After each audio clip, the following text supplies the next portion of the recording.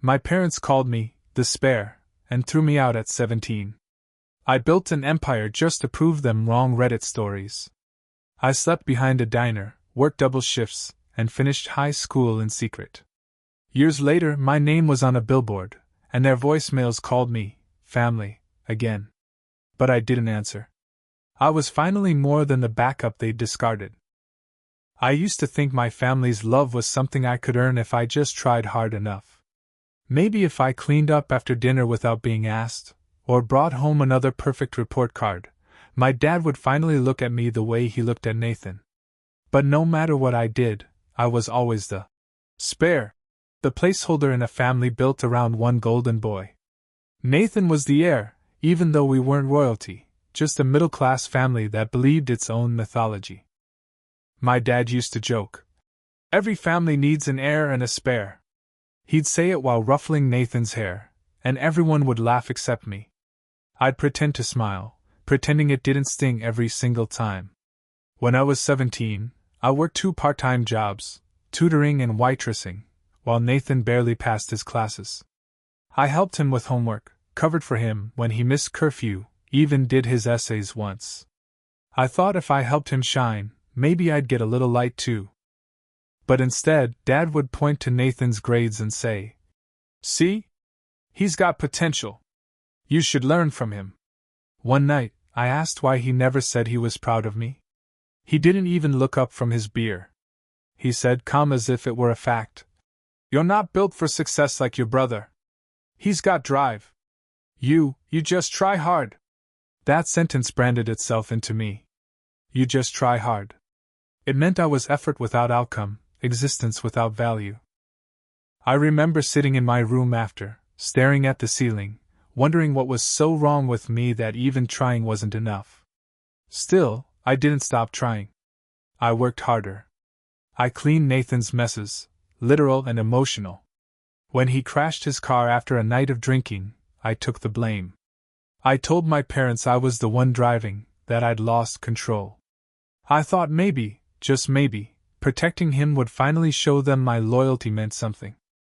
For a second, when my dad hugged me and said, "We'll get through this," I believed it worked. But when the insurance called and he realized the lie, everything changed. He didn't thank me. He didn't ask why. He just said, "You cover for him because you know you'll never be him." That night, I cried so hard I thought I'd run out of tears. I stared at the mirror, my eyes red, and promised myself that one day, I'd make him see me. Not as a mistake, not as a backup plan, but as someone who survived without his approval. I didn't know then that promise would become the only thing keeping me alive. The night everything fell apart didn't feel like a fight, it felt like an execution. My dad called me into the living room after dinner, his voice quiet but sharp. My mom sat beside him, her eyes glassy, her hands folded tight. Nathan wasn't there. He never was when things got ugly. He started by saying he'd thought a lot about what happened with the car.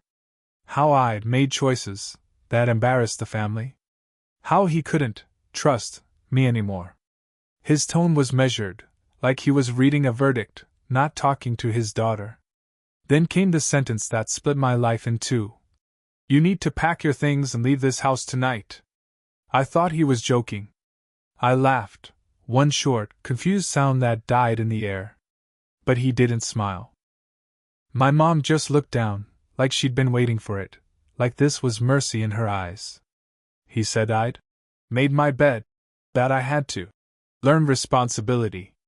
He handed me a black trash bag, like I was taking out the garbage, and told me I had 2 hours. I remember my hands shaking as I stuffed clothes, a toothbrush, my work uniform, little pieces of a life I thought I belonged to. The whole time, I kept thinking, he's going to stop me. He has to. But he didn't. When I walked out, he didn't even watch me go. The porch light stayed off. The door clicked shut before I reached the street. I sat at a bus stop for hours, clutching that bag, the night air biting through my jacket. I had $12 in my wallet. No phone service. My dad had canceled it before I even knew. Every car that passed, I hoped would stop. None did. I spent that first night behind the diner where I worked, huddled near the dumpsters. It smelled like grease and rot, but it was the only place that didn't tell me to move along. I cried until my throat hurt. I wasn't crying for losing my home. I was crying because I realized I'd never had one. The next morning, my manager found me sleeping by the back door. She didn't ask questions. She gave me a coffee and told me I could shower in the employee restroom before my shift. I worked that entire day on no sleep, my hands blistered, my body trembling, but I didn't quit. Because quitting meant proving my dad right. Weeks turned into months. I rented a corner in a stockroom, no windows, just a mattress on the floor and a single lamp. I kept my head down, saved every dollar, finished high school through night classes. Some nights, I'd stare at the ceiling and whisper, "I'm still here." It wasn't pride, it was survival. I learned something no one in my family ever taught me: pain can either bury you or build you. I was choosing the latter, one paycheck, one lonely meal, one sleepless night at a time. And though I didn't know it yet, every bruise I earned down there would become the armor I'd wear when they came crawling back. I didn't have a graduation party. No one cheered when I got my GED. But I remember the exact day I signed the lease on my first real apartment, a tiny studio with peeling paint and a fridge that groaned like an old man. I sat on the floor with a single slice of dollar pizza and cried, not because I was sad, but because it was mine. All mine. I worked 12-hour shifts for 3 years straight. Retail, then restaurant, then freelance admin jobs. Eventually, I saved enough to enroll in a local community college. I studied marketing by day and delivered groceries at night. No one in my family ever asked where I'd gone. Not once. But I didn't vanish. I rebuilt. By 24, I had a business license, a logo, and exactly one client, a bookstore that paid me in gift cards and good faith. Slowly, things grew. I learned how to pitch, how to negotiate, how to charge what I was worth. I launched a branding agency from the same stockroom I once slept in. And then, one day, a client surprised me. "Billboard space," she said. "Downtown. You've earned it." I didn't believe her until I saw it with my own eyes, me, standing in front of a blurred cityscape, my company name beside my face, Spare No One Creative. That was the moment the past caught up. The first message came from a number I didn't recognize. "Is that you on 14th and Willow?" It was my mother. The woman who hadn't spoken to me in 7 years. A week later, voicemails started rolling in. Nathan's voice, choked with fake warmth, asking how I'd been. How proud he was. Then came the ask: he'd lost his job. Alyssa, his wife, was 6 months pregnant. Could I help? Just a little. With rent? I didn't respond. The next knock came in person. I opened my front door and found my mother standing there with a tote bag, smiling like we were close. She glanced past me into my foyer and said, "You've done well for yourself. Just like I always knew you would." I stared at her. "You didn't even know where I was." She laughed softly, like I was being dramatic. "Nathan's in a bad place," she said. "We were hoping maybe you have a spare room?" I didn't yell. I didn't cry. I just stepped back, let the silence sit between us, and slowly closed the door. Behind it, I sank to the floor and laughed. Not out of joy, out of disbelief. For years I begged to be seen. Now they saw me, and they hated what they saw, a daughter who no longer needed them. And for the first time in my life, I didn't feel like a spare. I felt like the whole damn engine. After my mom showed up at my door, I spent days replaying her visit in my head, her feigned innocence, her smooth little laugh, that question about a spare room. Like nothing had happened. Like I was the one who'd left them, instead of the one they threw out like spoiled milk. I realized then, if I stayed quiet, I was still playing their game. Still letting their version of events be the one that lived. So I wrote the truth. It started as a draft in my notes app. Then it grew, into paragraphs, then pages. I listed it all: How I took the blame for Nathan's drunk driving, how I slept in a stockroom, how not one person from my family reached out until they thought I was worth something. I attached photos, screenshots, even a text Nathan sent me back then, bragging about how he owed me big time for covering for him. Then I emailed it to my entire extended family. Aunts, uncles, cousins, even my grandma's church group. The subject line read, "In case you ever wondered where I went." I thought I'd regret it. I didn't. Within hours, my phone lit up. First came the shock. I had no idea. Why didn't anyone tell us you were struggling? I'm so sorry, sweetheart. Then the silence, from my parents and Nathan.